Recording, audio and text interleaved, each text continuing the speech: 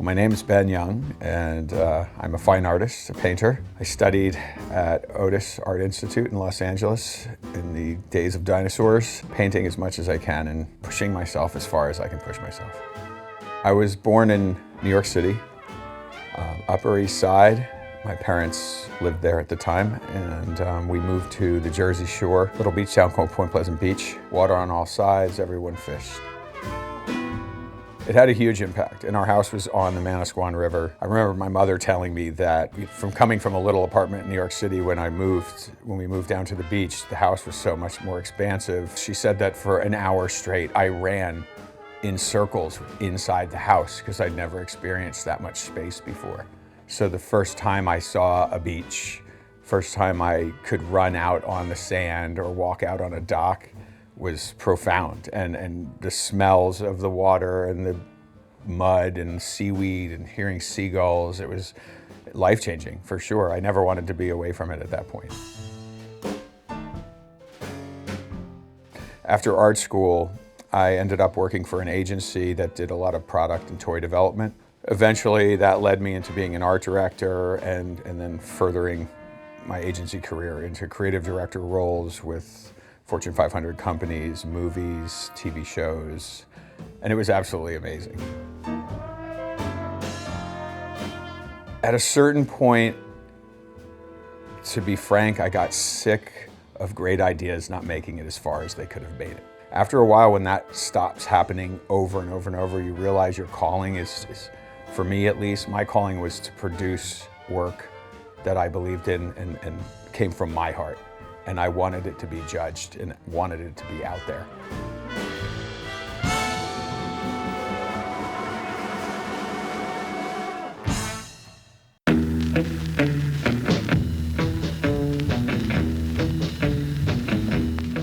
When I walk into this studio in the morning, sometimes the computer grabs me and I want to work on something on there, or I walk in and I can't wait to go into that room and start painting on an easel, or I might just want to sit right here and draw.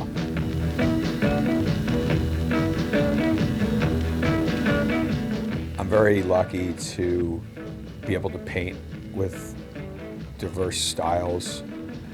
I am super connected to the ocean and the environment, so I'm always inspired to capture the color that comes straight in front of the studio off the ocean.